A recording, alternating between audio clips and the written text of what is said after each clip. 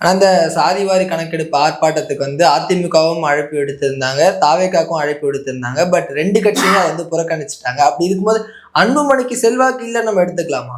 அது நீங்க அவங்க தலைவர்கள் என்ன சொல்றாங்களோ அதுதாங்க இவங்க கேட்பாங்க. ஏன்னா அவங்க கூட்டணியில இருக்கக்கூடிய தலைவர்கள் இருக்காங்க இல்லையா, பாஜகவை சார்ந்தவர், அவங்க போங்க அப்படின்னு சொன்னா போயிருப்பாங்க, போகாதீங்க அப்படின்னு சொன்னா போக மாட்டாங்க. இதே தான் தாவேகாவினுடைய நிலைமையும்.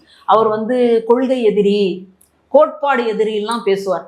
ஆனா கடைசியா எங்க போய் சரணாகதின்னு விழுந்தாருன்னு கேட்டா பாஜகவில் போய் தான் சரணாகதின்னு விழுந்திருக்கார். கரூர் சம்பவத்துக்கு அப்புறமாக அந்த கட்சியை சார்ந்த ஆதவ் அர்ஜுனா அவர்கள் டெல்லிக்கு போக வேண்டிய அவசியம் என்ன? இங்க 41 உயிர் பலியாயிருக்கு. இந்த நேரத்துல நான் அங்க ஒரு விளையாட்டு போட்டிக்காக போனேன் அப்படின்னு சொன்னா எப்படிங்க புரிஞ்சுக்கிறது? மக்கள் சிரிக்க மாட்டான்? மக்களுக்கு எவ்வளவு பெரிய கோபம் இருக்கும். 41 உயிர்கள் போயிருக்கு. அந்த மருத்துவமனை பக்கத்துல கூட நீங்க போய் நிக்கல. அந்த சம்பவம் நடந்த உடனே அப்படியே துண்டை காணும், துணியை காணும்னு ஓடுறீங்கன்னா நீங்கெல்லாம் தலைவனா?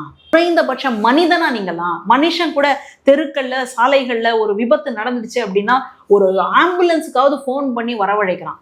அதுக்கு கூட எனக்கு வழி இல்லை, நான் உடனடியாக நான் கிளம்பிடுறேன், எனக்கு பதட்டம் அப்படின்னு சொன்னா. ஆனா டெல்லிக்கு மட்டும் போக முடியுதுன்னா எப்படிங்க புரிஞ்சுக்கிறது? அப்போ யாரை நோக்கி போனீங்க? யார் காலில் விழுந்திருக்கீங்க? யார்கிட்ட போய் பேச்சுவார்த்தை நடத்துனீங்கன்னா வெளிப்படையாவே தெரியுது. டெல்லியில யார் இருக்காங்க? நமக்கு நல்லா தெரிஞ்சு பாஜகவினர் தான். சிபிஐக்கு மாற்றணும் அப்படின்னு ஏன் சொல்ல வச்சுங்க? அதாவது இறந்து போன தன்னுடைய சொந்தங்களை இழந்து விட்ட அந்த நபர்கள் கையெழுத்து போட்டு கொடுத்தாங்களாம். இந்த விசாரணை தமிழ்நாட்டு அரசு, தமிழ்நாட்டு காவல்துறை செய்யக்கூடாது அப்படின்னு சொல்லி சிபிஐக்கு வேணும் அப்படின்னு கையெழுத்து போட்டு கொடுத்தாங்களாம். சரி, ஆனா அதுல ஒரு அம்மா சொன்னாங்க பாருங்க, ஷர்மிளான்னு சொல்லக்கூடிய ஒரு தாய், என்னுடைய மகனை இழந்து நான் தவிக்கிறேன், ஆனா சிபிஐக்கு வேணும், சிபிஐ தான் விசாரிக்கணும், நான் கையெழுத்து போடல.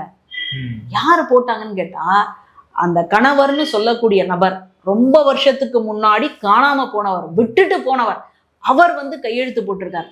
அவர் எப்படிங்க கையெழுத்து போட்டார்னு கேட்டா, நாங்க இழப்பீடா 20 லட்சம் கொடுக்குறோம், அந்த 20 லட்சத்துக்கு ஆசைப்பட்டு அவர் போட்ட கையெழுத்தை கொண்டு நீங்க நீதிமன்றத்துல கொடுத்து சிபிஐக்கு மாத்தணும்னு நினைச்சிங்களே, அப்போ அந்த தாய் வெளிப்படையா சொன்னாங்களே, அந்த தாய்க்கு என்ன பண்ணீங்க? அப்போ சிபிஐ கிட்ட நீங்க போய் காலில் விடுறீங்க அப்படின்னா அப்போ நீங்க யார்